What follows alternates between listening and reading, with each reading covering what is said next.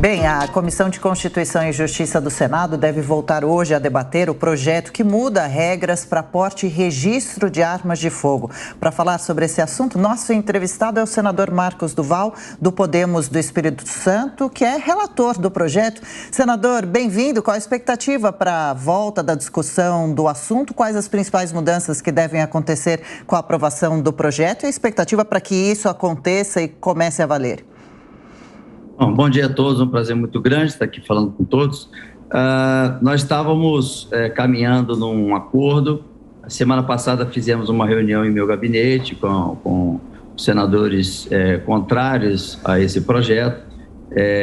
Montamos um grupo de estudo, né, dentro desse grupo de oposição, e demos um prazo para quinta-feira eles apresentarem esse relatório opcional, para então a gente incorporar o relatório que já foi apresentado.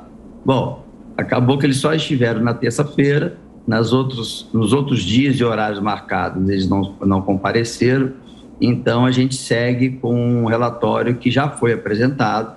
Até isso vai evitar que faça novos pedidos de vista, e a gente precisa, assim, eu fiz questão nessa reunião que nós tivemos na terça-feira passada, como eu tenho o porte, de mostrar todo o processo e as dificuldades que nós temos ainda hoje de adquirir munições. Então, mostrei da dificuldade da compra de munição, mostrei que as munições ela vem por lote, você tem que entrar no sistema do Exército para poder o Exército liberar a quantidade de munições que você tem por ano. Então eu só posso comprar 300 munições por ano. Então nada disso muda. Todo o processo para que a pessoa tenha o porte segue os mesmos requisitos, ou seja, ele tem que ter habilidade técnica, ele tem que fazer um curso e apresentar que foi concluído com êxito, ele tem que ter um exame psicológico positivo, ele não pode ter nenhum histórico que esteja nem respondendo por nenhum crime, inclusive qualquer boletim de ocorrência que já foi aberto contra ele, seja qual for o motivo, já também o tira da possibilidade de ter o porte. Então, não é um projeto que vai chegar e jorrar armamento no Brasil. Não tem nada a ver, até porque o decreto ele é muito mais abrangente, facilita muito mais do que o projeto. O projeto para os CACs é um projeto muito ruim, porque vai passar a limitar, vai ter uma penalidade que hoje não existe, ou seja, se você for pego com uma arma longa, um fuzil, né, conhecido por todos, hoje você paga uma fiança de R$2, R$3 mil e vai para casa. No projeto sendo aprovado, você não tem direito à fiança e pode pegar de 30 a 40 anos de regime fechado. Então, tem essas penalidades. Os CACs nunca tiveram um projeto que pudesse regulamentar a atividade deles. Sim. E esse projeto vem regulamentar junto com o Exército. Então, nós tivemos uma reunião também com os líderes do Exército e da Polícia Federal, que existe 2 sistemas de verificação de armamento, que é o SIGMA e o SINARM, e esses 2 sistemas já estão se comunicando, porque era algo que era muito questionado por todos que estavam na segurança pública, que os sistemas não se falavam, e hoje qualquer delegacia, qualquer policial em qualquer parte do país vai poder acessar e ter informação imediata se a arma é registrada pelo Exército ou pela Polícia Federal, se essa pessoa poderia estar portando ela ou não. E aí vai ser muito mais rápido e Sim. a sensação de impunidade vai começar a diminuir. Sua pergunta, Amanda Klein. Senador, é interessante que, primeiro, bom dia, o senhor fez algumas distinções aí entre o decreto que havia sido apresentado anteriormente pelo presidente Bolsonaro e agora esse projeto que será discutido, será votado na CCJ. Eu queria saber ainda se esse projeto, por exemplo, mantém o que era definido no decreto, que amplia de 30, porque diz que os CACs poderão ter de 30 a 60 armas e que eles não precisarão mais de um laudo emitido pela PF, basta testar a frequência a um clube de tiros com pelo menos 6 idas anuais. O senhor falou aí, acho que do limite para munições, porque esse decreto anterior do presidente Bolsonaro previa pelo menos até 1.000 munições para CACs, então flexibilizava bastante. E outro ponto que eu gostaria de perguntar para o senhor é sobre as emendas que foram aceitas, que amplia bastante as categorias que terão acesso às armas. Por exemplo, eu estou aqui com algumas emendas, olha, concede porte de armas de fogo para procuradores estaduais do Distrito Federal, agentes de trânsito, fiscais do meio ambiente, auditores fiscais agropecuários, agentes socioeducativos, defensores públicos, ou seja, muitas categorias, por essas emendas, obviamente que elas terão que ser aprovadas, teriam acesso a armas de fogo. E aí, os senadores que são contra argumentam justamente que isso burlaria o Estatuto do Desarmamento e ampliaria demais o acesso a armas de fogo. Gostaria de saber a sua posição. Bom, duas boas perguntas e é importante esclarecer. Primeiro que existem 2 sistemas. O sistema de que você busca a Polícia Federal para ter a posse e porte, né, você portar arma na rua, e o sistema dos CACs, que é pelo Exército. Então, você só é liberado para portar aquela arma durante o trajeto de fazer a segurança do seu acervo.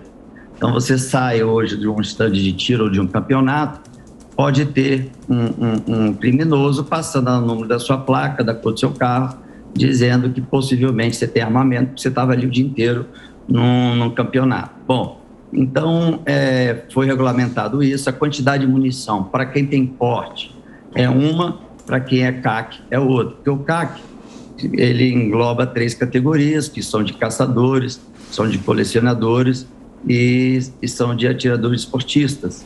Então, a limitação, o número de munições são diferentes. Hoje, o Exército permite para os CACs, para poder fazer treinamento, competições e etc., 5.000 munições para treino.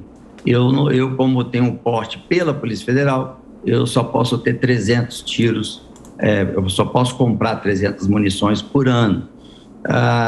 Outro ponto que era muito debatido, a questão da rastreabilidade, de ter as munições rastreáveis, ela vai permanecer, vão ser rastreáveis. E a questão das categorias. As categorias foram incluídas a pedido dos senadores e são categorias que direta ou indiretamente lidam com a segurança pública e sempre quando elas estão em alguma operação, elas precisam do auxílio da Polícia Federal, o auxílio da Polícia Militar, e isso gera um problema nas regiões, porque não tem efetivo suficiente da Polícia Federal, não tem efetivo suficiente para a Polícia Militar, então eles deixam de cumprir a sua função e a sua missão porque não tem um efetivo para que dê a segurança a ele. Exemplo, hoje nós sabemos que tem aí problemas na Amazônia, de garimpos ilegais, de etc. Hoje um fiscal do IBAMA, ele não tem como ele ir no meio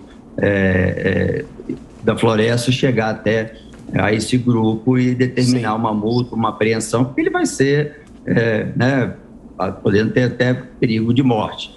Então, essas categorias também elas não recebem um porte automático. Isso é muito importante esclarecer, que vão seguir todos os procedimentos normais. A única coisa que a lei, quando diz que eles têm o direito, é que eles não vão precisar apresentar ao delegado da Polícia Federal a justificativa, né, por que eles estão solicitando a arma. Então, eles vão precisar, mesmo com a lei sendo aprovada, eles vão precisar fazer o curso de habilidade de tiro, eles vão ter que passar com uma nota boa, eles vão precisar apresentar antecedentes criminais, vão ter que apresentar todas as documentações do emprego a qual ele exerce com bastante tempo, enfim, tudo isso permanece. Se ele estiver respondendo, quer dizer, se alguém fez alguma denúncia contra ele na delegacia e abriu um boletim de ocorrência, ele já não, mesmo ele fazendo parte dessa categoria, ele não vai ter o direito à arma.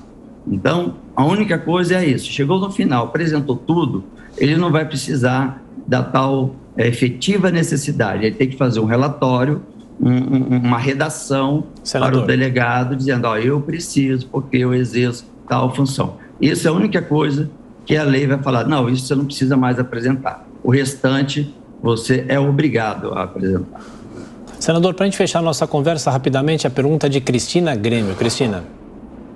Senador, bom dia. Foi importante o senhor tocar na questão do garimpo ilegal, porque as mesmas pessoas, aqueles mesmos senadores, deputados, os parlamentares de oposição que querem passar para a população a ideia de que não se combate garimpo ilegal ou desmatamento ilegal, são os que são contra mudanças nas regras e querem sempre o discurso do desarmamento e tal, e tentam confundir a população nessa questão das armas.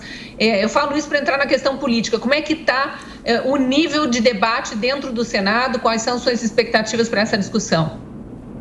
É uma boa pergunta também, mas antes, até quando a gente fala sobre questões políticas, eu queria esclarecer aqui que eu vi que vocês estavam debatendo a questão do Arthur Duval e dizer que ele não é parente meu, tá? Porque todo mundo acha que o sobrenome é parecido, nós somos parentes. Então, vou aproveitar aqui e deixar claro que a gente não é primo, nem de segundo, nem terceiro, não, famílias totalmente diferentes. Bom, é claro que o cenário político está dando muito peso para essa matéria, porque associam diretamente ao presidente, caso essa matéria seja votada.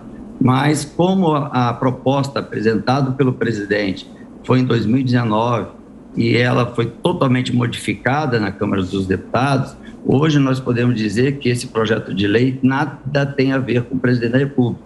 Então não dá para associar, e também os decretos do presidente têm mais a ver com a sua característica e o que ele prometeu na campanha do que esse projeto de lei. Eu fiz questão de estar relatando, eu recebi em 2019, mas não tinha cenário para isso, porque nós estávamos em pandemia. Quis botar com velocidade final do ano passado, com receio do STF, tomar alguma decisão monocrática durante o recesso. Fiz questão de comunicá-los e nós no Congresso estamos debatendo sobre esse tema, então eles não precisam intervir. Então, assim, a gente precisa ter muita cautela, sem radicalismo. Todos que relatavam esse tipo de matéria faziam ou apoiavam a bancada da bala, o discurso radical, que bandido bom é bandido morto, que tem que ter arma para todo mundo para acabar a violência, e não é por aí. Sim. Eu mesmo trabalhando e sendo oriundo desse mundo há mais de 20 anos, senador. A gente não tem como pensar dessa maneira e pensar com muito equilíbrio e muita ponderação. É um assunto delicado mesmo. A gente recebeu aqui no Jornal da Manhã o senador do Podemos do Espírito Santo, Marcos Duval, falando para a gente sobre o projeto do qual é relator, sobre as mudanças de regras para armas de fogo. Senador, obrigada pelos esclarecimentos, pela participação. Volte sempre. Até a próxima. Obrigado. Um abraço a todos. Um abraço.